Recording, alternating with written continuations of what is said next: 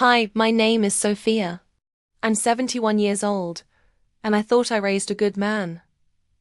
I thought I raised a kind-hearted, respectful, and honest son.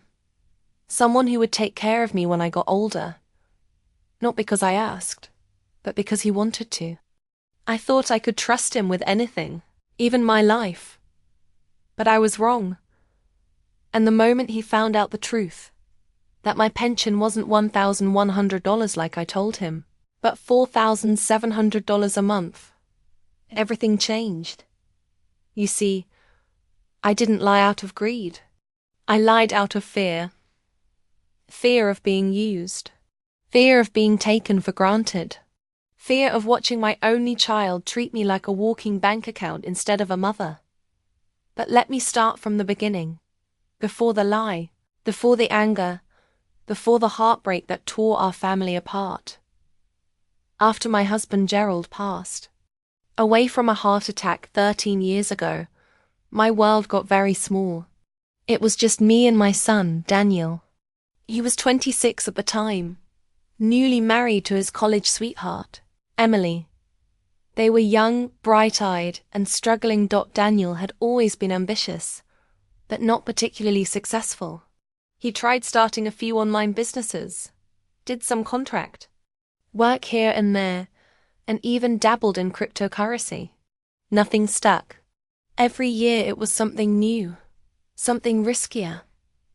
I never judged him. I wanted him to find his way. But I also knew that behind the smiles and holiday greetings, he was struggling financially. Badly. So I helped. Quietly, I gave him and Emily a down payment for their first home.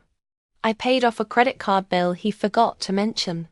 When their car broke down, I offered to cover the repairs. He always said thank you. Always said he appreciated it.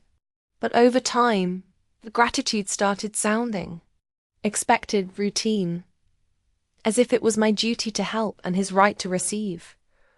When I turned 65, I started receiving my pension.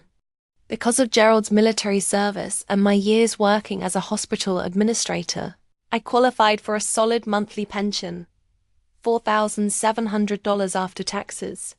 Enough for a comfortable life, nothing extravagant, but enough to live with dignity. That's this. When I decided to lie, the first time Daniel asked me about my pension, I froze. He said it so casually, over dinner one night. So, Mom, how much do you get from the government these days? I could see the curiosity in his eyes. Or maybe it was calculation. About $1,100, I said, forcing a weak smile. He nodded, almost disappointed. That's not much. You should be careful. And just like that, the conversation moved on. But inside I felt awful, ashamed for lying, but also relieved. From then on, I maintained the lie. I clipped coupons I didn't need. I wore old sweaters and told him I couldn't afford new ones. I let him believe I was just scraping by. It worked. For a while. Daniel didn't ask for money after that. He came by less often, sure, but when he did visit, there was less pressure, fewer awkward requests. I started to enjoy my independence. I joined a gardening club, volunteered at the library, even treated myself to a weekend getaway once a year. No one knew about the lie. Not even my friends, not even my sister. I was too proud to admit what I'd done. Then everything came crashing down. One Sunday afternoon, Daniel came over unexpectedly. Said he needed to print out some documents because his printer was broken. I didn't think much of it. I was out back watering the tulips. He let himself in. Went straight to the office. That's where he found it. An envelope on my desk. My latest pension statement. I had opened it, read it, and forgotten to put it away. I heard the paper rustling before I saw him. Mom? I turned and froze. He was holding the letter, staring at it like it was written in fire. Is this right? You get $4,700 a month? I swallowed hard. Daniel, I can explain. You lied to me. His voice wasn't loud. It wasn't angry. It was worse, it was cold. Why would you do that? He asked. I didn't want you to treat me differently, I said. I was afraid if you knew how much I had, you'd stop seeing me as your mother and start seeing me as your wallet. He laughed, but it wasn't a real laugh. It was bitter, hollow. You think I'm that kind of person? I didn't think so at first, I whispered. But over the years, you started expecting things. You stopped asking. You just assumed I'd help. I felt like the only time you came around was when you needed something. Daniel looked down, shaking his head. You lied to me for 6 years, he said. Do you know how that makes me feel? I wanted to tell him how I felt. How lonely I had been. How afraid. How tired of being used. But I said nothing. He walked out of the house without another word. And just like that, the silence between us became unbearable. I didn't hear from Daniel for weeks. No calls, no texts. Emily unfollowed me on social media. My granddaughter's birthday passed without an invitation. I had protected my peace, but lost my family, and part of me wondered if the lie had been worth it. The days after Daniel left were heavy. Every little noise in the house reminded me of him. The creak in the hallway, the whistle of the kettle, the buzz of my phone that never lit up with his name. I kept hoping it was all just a bad moment, a misunderstanding, that he'd call and say, I was upset, Mom, but let's talk. But the call never came. Instead, I heard from Emily. Not with a warm message, but a cold email. Sophia, I think it's best if we all take some time apart. This has deeply hurt Daniel, and we're trying to process things. It was like she was writing to a business associate, not the woman who had helped raise their daughter, paid off their debts, and stood by them through thick and thin. I didn't reply. What could I say? I spent more and more time alone. My garden became my only escape. I buried my hands in soil, trying to dig out the pain. I planted rows of marigolds, hoping something bright would grow from all this darkness. Then, one morning at the grocery store, I ran into Linda, my neighbor. Hey, Sophia, I saw Daniel at the bank the other day. Looked like he was closing some kind of big account. You doing all right? Big account. I tried not to react, but a knot formed in my stomach. What was he doing at the bank? That night, I logged into my own account. Nothing looked out of place, but the worry stayed, until 2 weeks later, when I got a call from my financial advisor. Grant, we received a request from your son, Daniel, to gain limited access to your retirement account. He said you authorized it. My blood went cold. No, I said, my voice trembling. I did not. He had partial information about the account, which was concerning, he continued. We've locked access for now, but we recommend updating your passwords and coming in as soon as possible. I hung up the phone, my hands shaking. He was trying to access my money. Maybe not to steal. Maybe just to see how much I had, or to prepare for when I was gone. But it didn't matter. It was a betrayal. A fresh one. That night, I cried harder than I had in years. I had lied to protect myself. And now, even the truth wasn't enough to fix what was broken. I had lost my son's trust, and now I was losing my trust in him. The days after Daniel walked out felt like living in a house where all the pictures had been turned face down. Everything familiar became painful. The quiet moments, once peaceful, now echoed with guilt.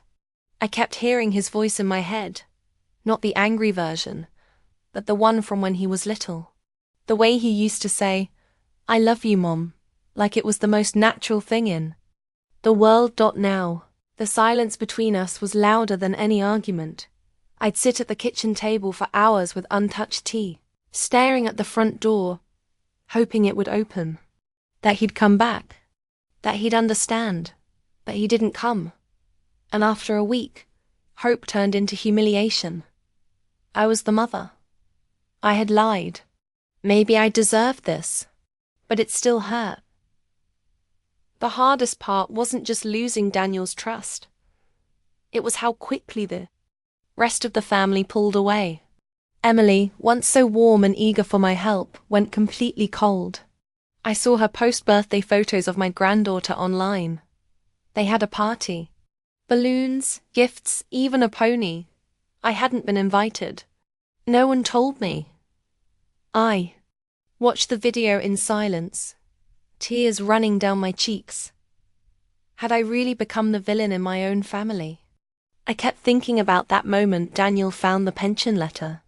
The way he looked at me, like he didn't know who I was anymore.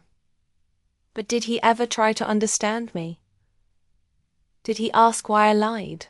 Did he stop for 1 second to wonder what kind of loneliness would make a mother hide the truth from her only child? One Sunday, I baked his favorite, banana bread with dark chocolate chips, just like I used to when he had tough weeks in college. I wrapped it in foil, walked over to their house, and left it on the porch with a note. If you ever want to talk, I'm still here. Love, Mom. It sat there for 2 days, untouched, then disappeared. No message. No thank you. A few weeks later, I ran into an old friend from my volunteer group, Margie. You look tired, she said gently. I'm just going through something with Daniel. She patted my hand.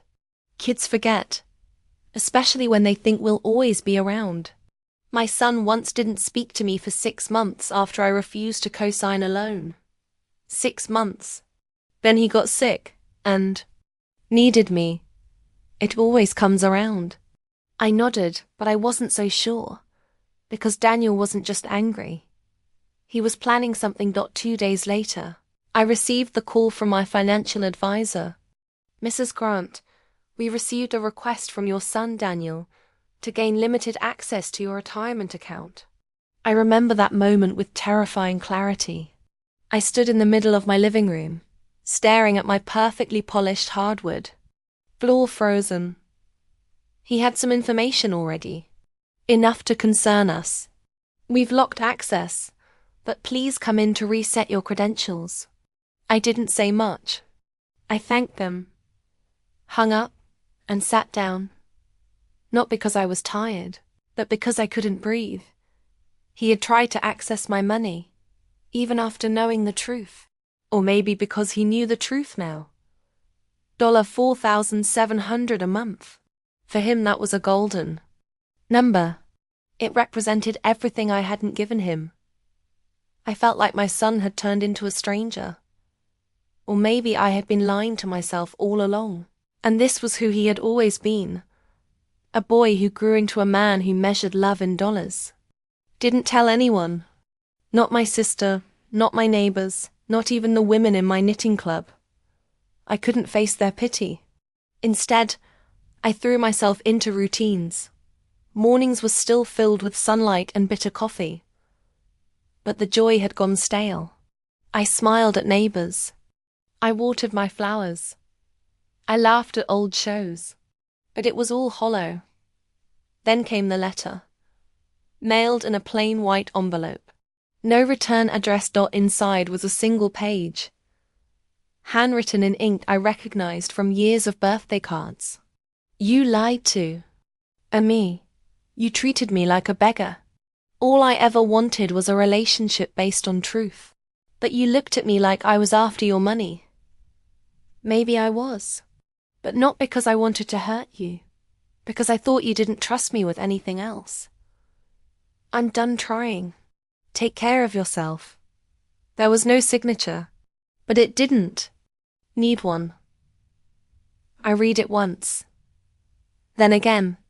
And finally, I broke. I didn't cry because he was angry. I cried because, for the first time, he had been honest.